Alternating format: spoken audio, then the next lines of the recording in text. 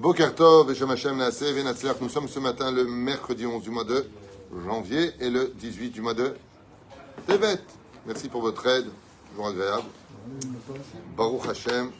Je suis racheté ce matin pour un sujet qui m'intéresse au niveau du titre. On va découvrir ensemble Aïcha Tsnoa Marat Shirel Brami Khouri, ou Ouri, je ne sais pas comment on peut le prononcer, pour la refoua shlema de son papa, Meir David Ben Rachel, donc de la part de sa fille qu'il aime très fort.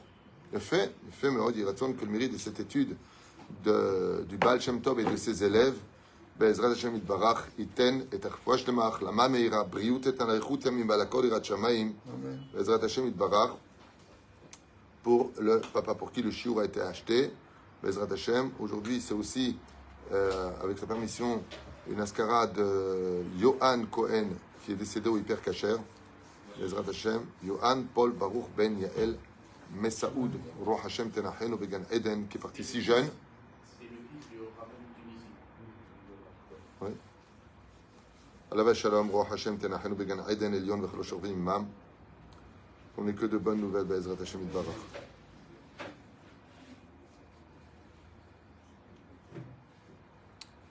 Ok, juste un tout petit instant. C'est ça, il a voulu sauver les autres au Hyper Kacher et il a donné sa vie. Il est mort d'un Kiddush Hashem. On pensera les Felfavdanim, Lunshmat, Gamkan, Gisèle, Mazal, Bat, Sion, Ben Miriam, Mordechai, Gérard, Yosef, Ben Israël, Elian, Sassia, Bat, Hamina, Oulé, les Felfavdanim, une grande refouach lema pour Georges Messaoud, Ben Esther, Ben Haïm, Asher, Ben Moshe Jami, à qui on pense très fort Sarah Chal. Il y a Bat, Malka, Yitzhak, Ben Sassir, Chaya, Bat, Sarah, וכן aussi רחל בת סיל בת גזלה, אריק שועה חי בן ארדת קוקה, ז'ואל מרים בת שרה בת ססיה, מאיר בן רות סופן, ז'ון שלמה בן זעירה, חיה רוחמה אסתר בת רבקה, ינאי בן אסתר, שרת אל בת פר מרים מורתימי, et tous les malades que je n'ai pas cités, רפואה שלמה, החלמה מהירה בריאות איתנה, et bien entendu à vous tous une très grande réussite sur tous vos chemins, ceux qui nous regardent, ceux qui nous soutiennent, bracha, atzlacha, barbacha, bechol maaseh yedechem, que Dieu vous bénisse, be'ezrat Hashem yitbarach. Merci de partager les shiurim. Le technicien de Torah Traim a décidé de mettre quelques commentaires parce qu'on reçoit beaucoup de juifs comme des non-juifs qui font part de ce que les cours leur apportent. Et je vous dis franchement, c'est pas une chose que j'attends spécialement. J'attends rien de personne en général quand je fais quelque chose. Mais ça fait du bien de voir que les petits shiurim comme ça, on met une petite caméra devant nous et puis on enseigne des choses. Eh bien, beaucoup de gens... vraiment beaucoup. Il y a une race, ça fait des années que ça dure comme ça. Todaraba pour beaucoup. Ils ont changé ma vie. Ils m'ont donné une autre façon de voir les choses. J'avais divorcé, j'ai pas divorcé. Et j'avais plein de questions sur la Bible. Aujourd'hui, j'ai des réponses. Donc voilà, il y a beaucoup de gens qui se partagent les cours. Et il y a même des non-juifs qui viennent jusqu'en Israël pour nous rencontrer. Des gens de couleur, des gens de toutes parts. Vraiment qui viennent avec beaucoup d'émotion dans ce petit beth midrash pour l'instant, jusqu'à ce qu'on passe dans le bâtiment quand on commencera la construction. Au plus vite, je l'espère. Et voilà quoi. C'est tout un processus et ça fait vraiment plaisir. Donc il a décidé de mettre quelques commentaires qui sont loin d'être les meilleurs dans l'absolu. Hein. J'ai vu ce que tu as mis, c'est pas le mieux. Enfin, sur mon portable, j'en ai d'autres. Mais le but, c'était... Enfin, moi, je reste toujours pudique par rapport à cela. Mais en tout cas, Todaraba, de mettre des pouces, de mettre vos ressentis, c'est important. C'est important d'avoir des témoignages, de savoir si la direction qu'on prend est bonne ou pas, parce que pendant très longtemps, j'en venais même à m'excuser de faire autant de cours, mais c'est nos cours qui sont d'abord achetés avec des dates, et j'avais l'impression un peu de saouler. Mais à chaque fois, je recevais, mais pas du tout, vous saoulez pas du tout. Des fois, c'est vrai qu'on n'arrive pas à vous suivre quand vous en faites 5-6 dans la journée, mais ça nous aide beaucoup. Sur la route, on fait du sport. J'ai même quelqu'un aux États-Unis qui fait son sport tous les matins, qui m'a dit que tous les matins, il fait son Dvar Torah avec les écouteurs, en écoutant les cours.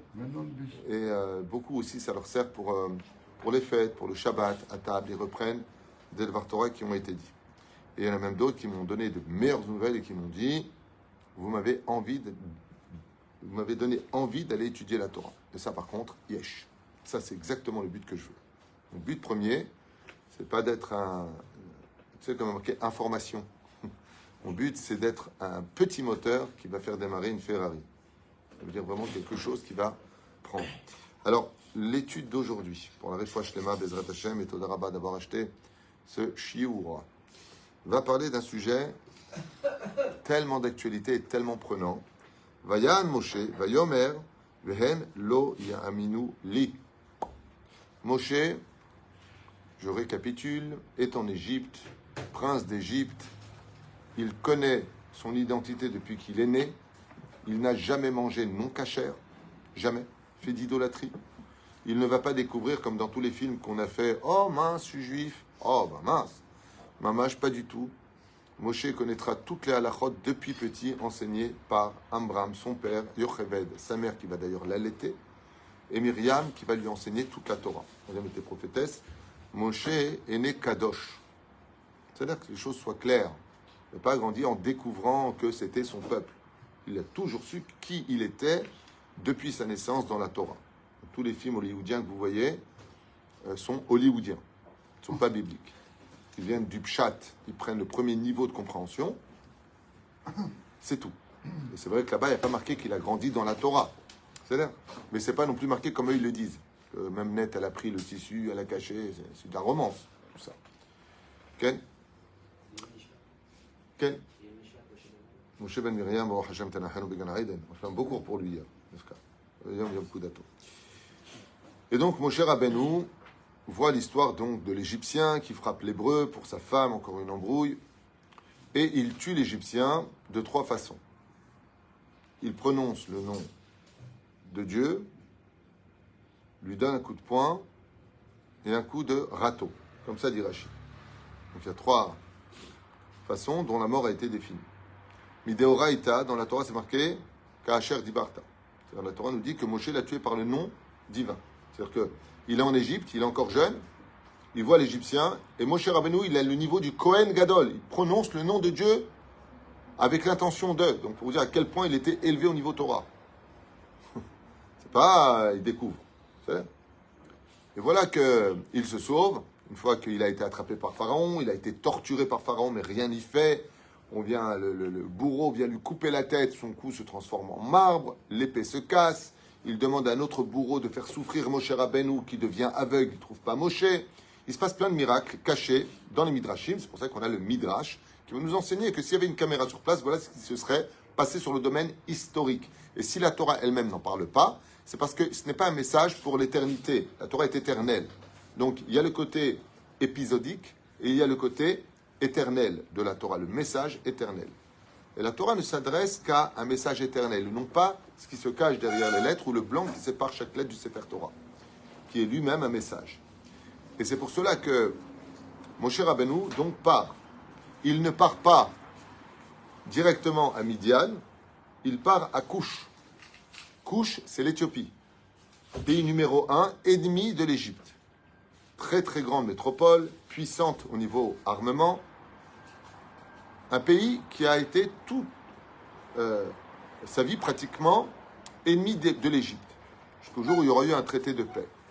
Et Moshe Rabbeinu va devenir 40 ans roi d'Éthiopie. Quand il va aller là-bas, il va donner un conseil au roi face à son conseiller qui avait laissé tomber Pharaon et qui s'appelait Bilham. Le roi d'Éthiopie s'appelait, il avait une fille d'ailleurs qui s'appelait comment, vous savez, non? Midrash dans Otsar Agadot Torah. Parce que tout ce que je vous dis, c'est marqué dans tellement de Midrashim que je ne vais pas perdre de temps avec ça. Mais là, ce que je suis en train de vous dire, c'est marqué dans Otsar Agadot Torah et dans d'autres références. Il avait une fille qui s'appelait Tzipora. Il y a eu 2 Tzipora dans la vie de Moshe Rabbeinu. Une dont il n'a pas voulu et une qu'il va épouser. La fille du roi d'Éthiopie s'appelait Tzipora elle-même. Et Bilham avait fait en sorte que le roi soit détrôné par un mauvais conseil, que le roi va suivre, et il va prendre sa place. Sortir l'argent des trésors du roi d'Éthiopie, le distribuer à tous les ministres pour qu'ils se mettent de son côté. Moshe Rabbeinu va conseiller au roi d'Éthiopie comment récupérer son trône, par les douves. Qu'est-ce que va faire Bilham? Il va faire placer des serpents extrêmement venimeux. Donc tout soldat qui est rentré dans les douves ne revenait pas. Il était piqué mortellement. Qu'est-ce que fait Moshe Rabbeinu? Il dit, il n'y a pas de problème. Nous, on va attraper des rapaces qu'on va affamer pendant 2 semaines. Et c'est ce qui s'est passé. Qu'est-ce que mangent les rapaces? Des serpents. Ils savent s'y prendre. Ils vont les lâcher dans les douves qui menaient au palais. Et quelques heures plus tard, on verra des centaines de rapaces partir avec des serpents dans leur bec et dans leur serre. Les soldats rentrent, Bilam se sauve d'Éthiopie, on le retrouvera dans le Parashat Balak, et il installe le roi avant de mourir, Moshe Rabbeinu, sur le trône. On lui propose Tzipora, sa fille d'Il Midrash, comme épouse. Moshe refuse. Tzipora, la fille du roi d'Éthiopie, se mariera avec un autre homme dont le nom n'est pas donné, aura un enfant. Le temps que cet enfant vienne au monde et que ça fait 40 ans de règne chez Moshe Rabbeinu. Une fois que l'enfant est devenu digne d'être roi, Moshe lui laisse son trône et part dans la direction de Midian. Donc il y a 40 ans qui disparaissent dans l'histoire de la vie de Moshe sur 120 ans. Qu'est-ce qu'il y a? Il y a une chose que je ne comprends pas. On dit qu'il Tu as de la chance, il y a une seule chose que tu peux Non, comprendre. ce que tu viens de dire, après, il y a des milliards de choses. Mais on dit qu'il est parti d'Égypte à l'âge de 80 ans, je crois. Non, Non, alors, Non. c'est pour ça que j'ai mal à l'information. Non, À quel âge non, il est parti d'Égypte? très tôt. On ne sait pas l'âge, c'est marqué nulle part l'âge. La seule chose qu'on sait, c'est que si tu fais le calcul, ouais, il est mort à 120 ans. Juste un instant, tout ce que je te dis. Il est mort à 120 ans. Voilà la totalité des années de Moshe. Combien de temps il était avec les Hébreux? Combien de temps ça a duré sa péripétie? 40 ans. Très bien. Chazak ou Baruch. Combien de temps il était roi d'Éthiopie? 40 ans. Donc quel âge il avait quand il est sorti? D'accord, 40 ans. En ce moment, il a fait 10 ans de prison chez Yétro. Donc combien il reste? 30 ans. D'accord? Ou il avait 26 ans, 28 ans, on ne sait pas. Mais il était jeune. Il y a marqué nulle part qu'il est parti à 80 ans. Nulle part. Je te défie de me montrer où c'est marqué. Ah non, non, pas du tout. Il a vécu quand même 120 ans. T'enlèves déjà 80 années avec les Hébreux, plus avec le roi d'Éthiopie, plus 10 ans de peine sans voir le jour, c'était sa peine forçat de l'amour, disait l'autre. Résultat, ça fait déjà 90 ans de la vie de Moshe Rabbeinu qui sont pris dans un scénario qu'on connaît. Donc il avait 30 ans quand il est sorti d'Égypte, si je me réfère plus ou moins à cela. Ce qui est logique. C'est là. C'est le but de l'étude. Davka Rashi fait souvent ça en disant quel âge il avait en prouvant par A plus B. Si Ishmaël il avait tel âge, donc lui il avait tel âge, c'est-à-dire, il a fait Meod. Hazak ou Bakbouk. Hein? Ben, c'est pour ça que je suis là, à moins que je cherche à quelque chose dans ma vie. Yofi. Moshe Rabbeinu fait paître, donc après ces 10 ans, on a dit, chez Yitro de prison, il fait paître les moutons de Yitro, se marie avec Tzipora, et ils ont 2 enfants, Gershon et Eliezer. Moshe arrive vers un endroit où un de ses moutons se barre, il se sauve. Moshe lui court derrière, car il est responsable. Un homme qui est représentant de la Torah doit se sentir responsable de tout le monde, c'est-à-dire d'avoir de l'empathie. Moshe court après ce mouton qui l'emmène devant un fait surnaturel, un buisson d'épines qui brûle, mais ne se consume pas. Moshe comprend qu'il se passe quelque chose de surnaturel, il n'est pas effrayé, mais il a peur. Il a peur parce qu'il comprend à ce moment-là qu'il a un rôle beaucoup plus important que de courir après des moutons. Et Dieu s'adresse à lui. Quand on dit Dieu, c'est pas vraiment Dieu, c'est l'ange qui se trouve à l'intérieur qui s'adresse à Moshe. Car Moshe n'est pas encore apte à parler panim el panim. Et on lui demande de libérer les enfants d'Israël. Dieu commence par lui dire « Retire tes sandales car le sol sur lequel tu résides, puisque je suis là, est saint. » C'est pour ça que les Kohanim ne marchaient jamais avec des chaussures dans le Beth Amikdash. De là d'ailleurs, d'autres religions vont copier cette idéologie de ne rentrer sans les chaussures, laisser à l'extérieur, parce que c'est saint. C'est de là que vient l'origine, et non pas d'autre chose, des Kohanim dans le Beth Amikdash. Et donc, Moshe Rabbeinu se retrouve dans une discussion, et c'est là que d'ailleurs commence tout le problème de Moshe Rabbeinu, c'est que Moshe Rabbeinu rentre dans une discussion avec Dieu face au buisson. Combien de temps elle va durer cette discussion d'après vous? Aucune idée. Chazal nous disent 7 jours. C'est pas oh salut buisson, non c'est Dieu. Ah pardon. Alors ça va là-haut? Ouais ça va. 7 jours d'affilée. Cette discussion va avoir lieu avec Hachem. Question bête, 7 jours et 7 nuits, donc c'est intense. C'est intense. Et pourquoi autant de temps? Parce que Moshe Rabbeinu va refuser la mission de Dieu. Il lui dit, je veux pas. Et ça va durer longtemps. Hein. Mets ta main, mets-la dans ton sein et la ressort lépreuse, prends ton bâton, jette-le par terre, il devient un serpent. Tout ça, c'est devant le buisson. Après, ça va se répéter devant le bâton, devant Pharaon. Pour l'instant, on en est là, dans cette paracha ici présente de Shemot. Et pourquoi Moshe refuse face à Dieu? Vous vous rendez compte? Moshe refuse à Dieu. Quel symbole d'obéissance et de soumission. Moshe Rabbeinu dit à Dieu, Shelach beyad tishlach. En traduction française littérale, ça devient « Trouve-toi un autre pigeon ». J'ai pas envie d'être leader. Sachez une chose, c'est souvent les meilleurs leaders au monde. Quand quelqu'un se présente pour, par exemple, tu as une très grosse société, très importante, avec 300 ouvriers, et tu cherches un directeur général qui va être très bien payé. Tu as le premier qui vient et qui te donne son CV, mais oui, vous savez, vous inquiétez pas, pop. Tu as le deuxième qui vient, pop. Puis tu as un qui vient, il dit, excusez-moi, mais juste avant de s'asseoir dans votre bureau, je peux faire un tour avec vous de l'usine? Il lui montre, Il dit, mais la marchandise, elle est dans un hangar, elle est où? Elle est de l'autre côté de la ville. Donc ils vont en voiture, ils vont voir. Il dit, ici, il y a qui comme personne sur lesquelles on puisse compter, qui serait prêt à travailler les 8 heures, c'est ce qu'on appelle ça, les 3-8. Et là, le patron de la société, il dit, bah, écoutez, justement, c'est votre travail à vous, ça, c'est le travail du directeur général. Et quand ils reviennent au bureau, il dit, rentrez, je vous en prie. Il dit, bon, non, je rentre pas du tout, ça m'intéresse pas du tout. Je dis, mais pourquoi? Tout le monde veut cette place. Il dit, vous vous rendez pas compte? Mais j'aurai plus de vie de famille. C'est trop de responsabilité. Il faut que je travaille tous les matins à l'heure ici, que je vérifie tout ce qui se passe, que je prenne ma voiture, que je travaille la ville pour voir si les conteneurs sont bien arrivés de l'autre côté. Est-ce que le contremaître qui va le recevoir a bien fait son travail? Il faut tout en... Mais ça va pas, je veux pas, il y a trop de responsabilités. Le patron lui a dit, c'est vous que je veux. Pourquoi? Parce que tu es conscient que c'est pas que le poste et la paye qui comptent. C'est ton engagement et ta responsabilité. Moshe Rabbeinu, au niveau du Pshat, dit à Hachem, impossible. Trop de responsabilités, trop compliqué, trop de... plus de vie, plus de famille. Effectivement, il se retrouve à ne pas éduquer ses enfants aucunement dans la Torah, il divorce de sa femme, il a compris l'embrouille. Et il dit à Dieu, trouve-toi quelqu'un d'autre. Et Dieu se met en colère. À cause de ça, il ne rentrera pas, disent les Chachamim, en Israël. Parce qu'il a lutté contre Dieu. Au niveau du Sod, pourquoi Moshe Rabbeinu ne voulait pas sortir les enfants d'Égypte? Parce qu'il comprend, en parlant avec Dieu, qu'en réalité, il ne sera que le chausse-pied de l'histoire et pas plus. Pas les chaussures de l'histoire. Je m'explique. C'est quoi un chausse-pied? C'est celui qui t'aide à mettre tes chaussures. Et après, tu marches. Moshe, il dit non. Donne-moi le rôle des chaussures, d'où le clin d'œil de Dieu. Enlève tes chaussures. Mince. Qu'est-ce que cela veut dire?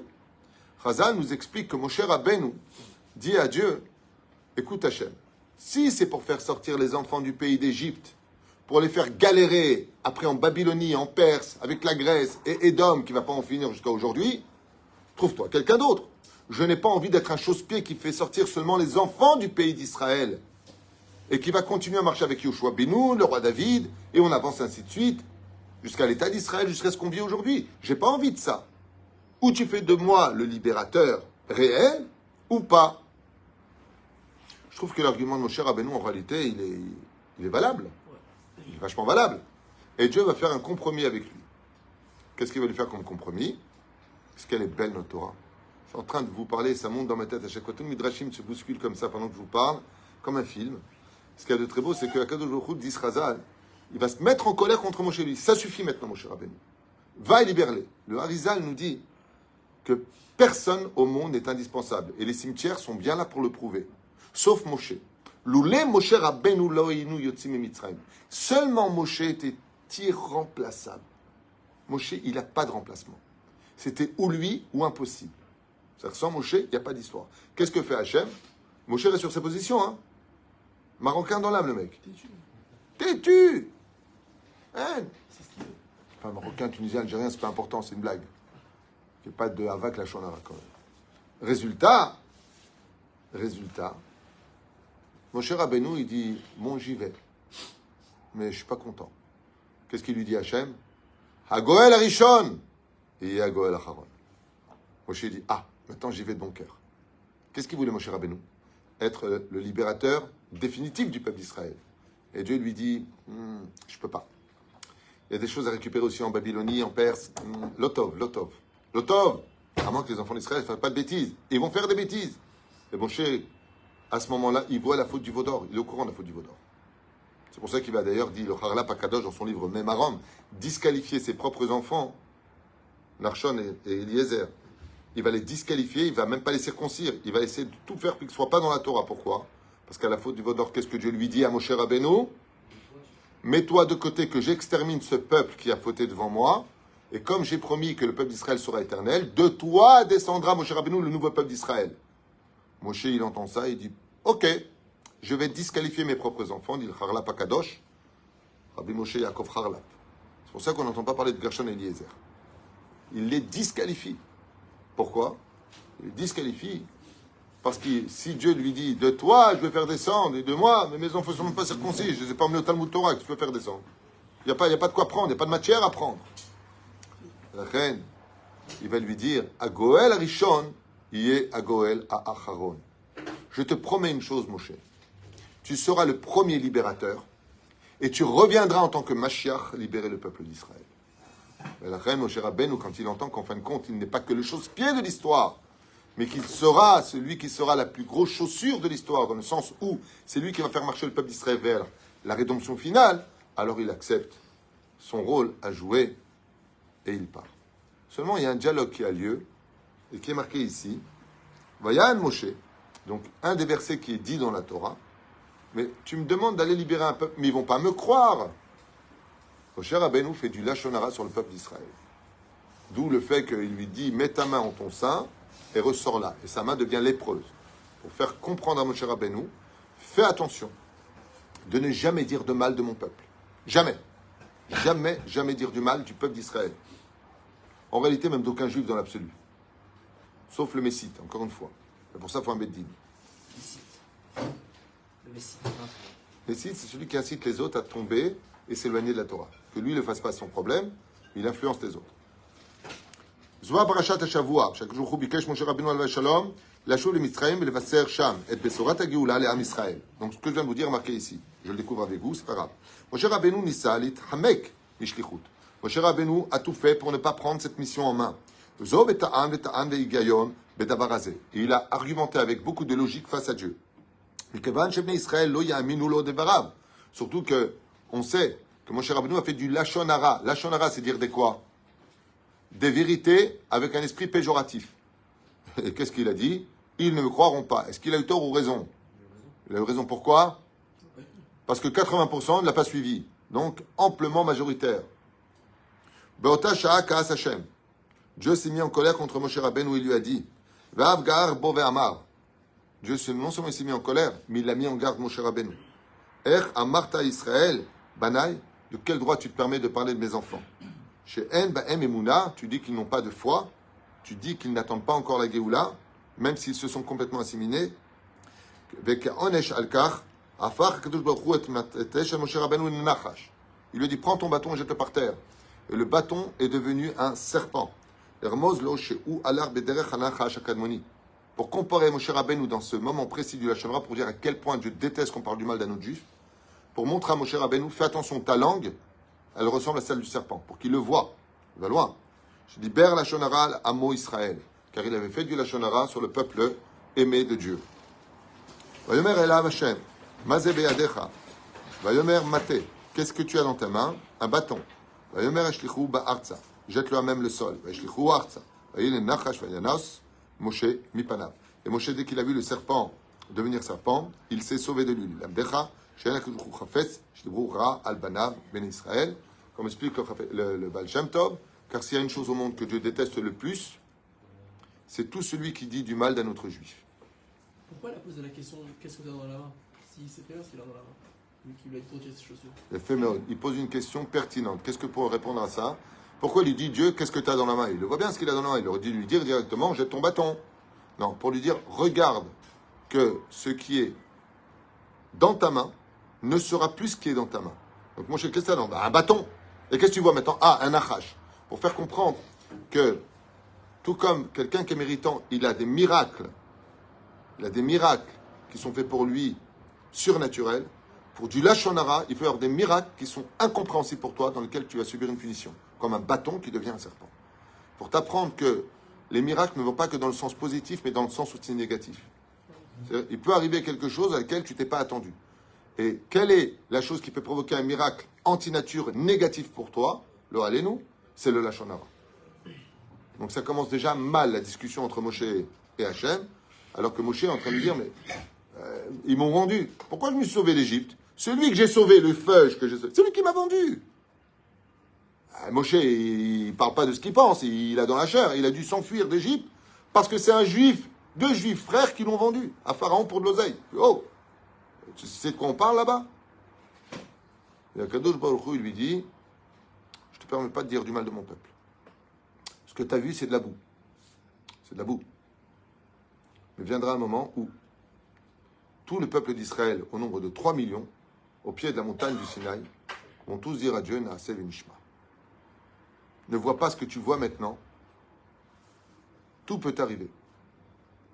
Même des non-juifs antisémites, dans l'âme, peuvent un jour dire, je regrette. Tout peut arriver. C'est nous. Omer. Dieu donné.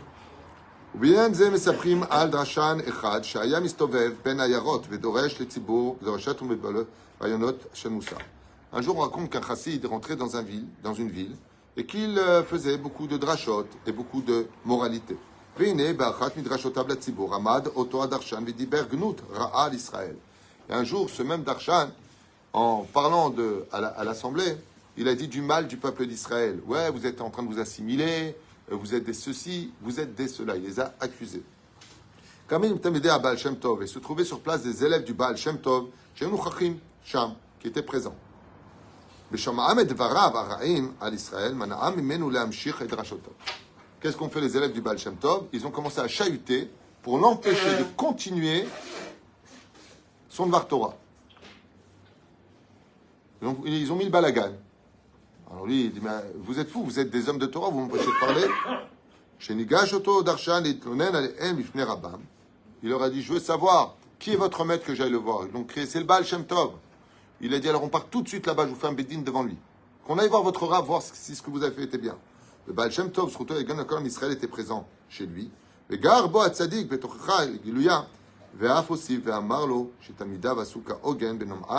qu'est-ce qu'il a fait Baal Shem Tov?